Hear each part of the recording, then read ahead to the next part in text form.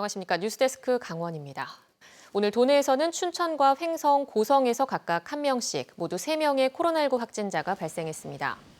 춘천 250번 확진자는 고열과 두통 증상으로 어제 검사를 받아 확진됐고 현재 감염 경로에 대한 조사가 이루어지고 있습니다. 횡성 확진자는 지인과 접촉해 코로나19에 감염됐고 고성 지역 확진자는 해외 입국자입니다.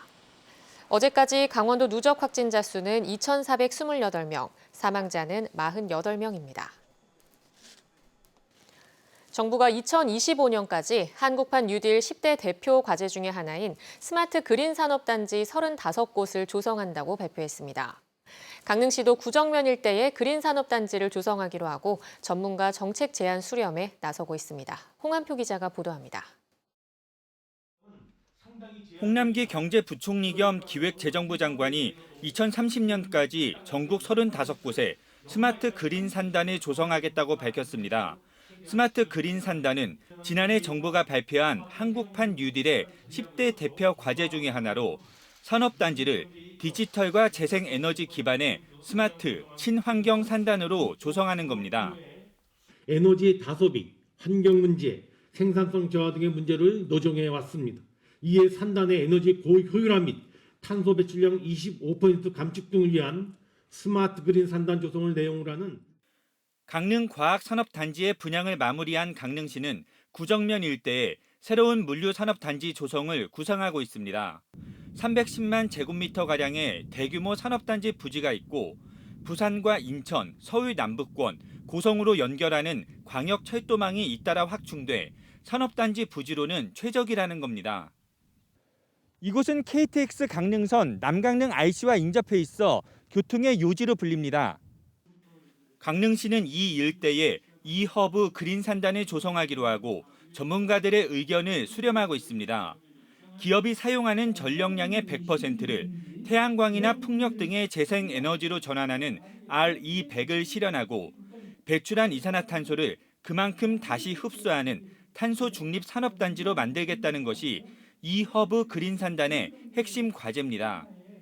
정부 정책과 궤를 같이 하면서 에너지가 새로운 전환점에 맞고 있는 시점에 맞춰서 탄소 배출이 가장 최소화되고 탄소 중립을 실현하는 그런 산업단지를 저희들이 준비하고 있고요. 전문가들은 기후 협약에 따라 온실가스 배출 감축 의무가 강화되는 만큼 석유나 석탄 에너지 중심의 산단으로는 더 이상 생존력이 없다며 궤를 같이 했습니다. 앞으로 다른 나라들이 탄소 배출권 가격을 인상시키고 탄소 국경세를 올리고 그렇게 되면 전체 수출의 70%를 담당하는 우리나라의 산업단지에 입주한 기업들 같은 경우에는 필연적으로 피해를 갈 수밖에 없다는 얘기고요. 또 재생에너지 사용 중심의 기업들이 안정적으로 운영될 수 있도록 자치단체 차원의 대안 마련도 조언했습니다. 지자체가 중심이 되고 여기에 제 관계자들이 조합의 형태든 무슨 형태든 들어와서 수익이 다시 우리 구성원들에게 돌아가는 어떤 선순환 구조를 만들어낸다면 한편 강릉시는 정부의 스마트 그린 산단 지정을 위해 산업단지를 지능형 교통체계나 스마트팜, 친환경 주거단지 조성 등과 연계하는 방안도 고심하고 있습니다. MBC 뉴스 홍한표입니다. 속초 영랑호 생태탐방로 조성을 둘러싼 공방이 해를 넘겨 계속되고 있습니다. 환경시민단체들은 감사 등을 이유로 사업 중단을 요구하고 있고 속초시는 절차에 일부 문제가 지적됐지만 사업 추진에는 문제가 없다는 입장입니다. 배현한 기자가 보도합니다. 속초시가 영랑호 일대 생태탐방로 조성을 추진하고 있습니다. 이르면 오는 7월까지 모두 40억 원을 들여 호수 위로는 400m 길이의 부교를 만들고 호수 둘레에는 800m 길이의 데크로드를, 범바 위에는 경관 조명을 설치할 계획입니다. 속초 고성 양양 환경운동 연합과 영랑호를 지키기 위해 뭐라도 하려는 사람들은 속초시의 사업 추진 과정에 문제를 제기했습니다. 탐방로 조성 사업으로 생긴 시설물은 속초시 소유 신규 공유재산이 되는데 10억 원 이상 재산 취득은 의회 의결이 필요한데도 이를 건너뛰었다고 주장합니다. 시의회 의결 없이 최초 예산 10억 원을 세우고 사업을 진행한 것은 절차상 하자가 있다며 강원도 감사를 청구했습니다. 속초시는 강원도 감사가 시작된 뒤에야 의회에 공유재산 관리계획 변경 동의안을 냈는데 환경시민단체들은 이건 역시 위법한 행위로 보고 있습니다. 설령 의결이 된다고 해도 법률적으로는 무효에 해당한다고 보는 거고요. 감사위원회에서 어떤 결과가 나올 때까지 이 부분에 있어서는 속초시 의회가 의결을 진행해서는 안 된다. 속초시는 사업 추진 당시 해당 시설물을 물품으로 봐 의회 의결 대상이 아니라고 판단했지만 감사위원회의 의견에 따라 의결을 받아 사업을 추진하겠다는 입장입니다. 네, 강원도 감사위원회에서 이제 시의 의결 대상이라고 좀 판단이 됐고요. 저희는 그 판단에 따라서 어떤 절차를 밟은 후에 사업을 추진할 계획이 있습니다.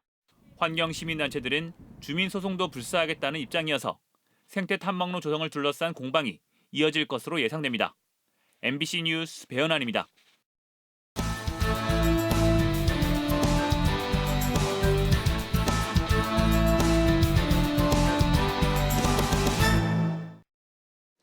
강원도 자치경찰위원회가 1호 사업으로 지구대와 파출소 근무 환경 개선 사업을 추진하고 있습니다. 자치경찰위는 도비 6억 원을 투입해 지구대와 파출소 환경을 개선하는 안을 도의회에 제출하고 다음 달 심사를 받을 예정입니다. 이에 따라 현재 도내 지구대와 파출소마다 필요 물품 등을 조사하고 있습니다.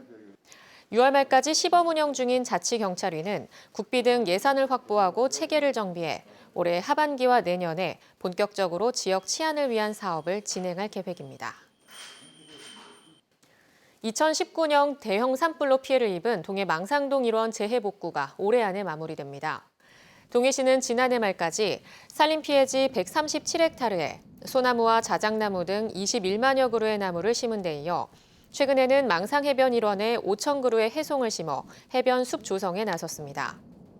건축물 80% 이상이 불에 탄 망상 오토캠핑 리조트는 384억 원이 투입돼 10월 말 완공을 목표로 재해복구 사업이 진행되고 있고 현재 20%의 공정률을 보이고 있습니다. 국방개혁 2.0에 따라 올해로 예정됐던 육군 8군단 해체 시기가 늦춰질 것으로 보입니다. 국방부는 8군단 해체 시기를 당초 계획한 올해 말에서 2023년 이후로 연기하는 것을 검토 중인 것으로 전해졌습니다. 당초 국방부는 지휘 단계 단순화를 위해 삼척의 23사단 본부와 상급 부대인 8군단 본부를 해체하고 22사단은 3군단으로 흡수 통합할 계획이었습니다. 하지만 22사단 관할인 동해안 최전방에서 노크 귀순과 해엄 귀순 등 경계 실패 사건이 잇따라 발생해 22사단 경계작전 보완 작업이 마무리되고 안정화될 때까지 8군단 본부를 남겨두는 것으로 계획을 조정할 것으로 관측되고 있습니다. 양양 지역 75세 이상 노인 10명 가운데 8명이 코로나19 백신 접종에 동의한 것으로 나타났습니다. 양양군에 따르면 오는 22일부터 일출 예식장 예방접종센터에서 화이자 백신 접종이 시작되는 가운데 어제까지 75세 이상 어르신 80.32%가 접종에 동의했습니다.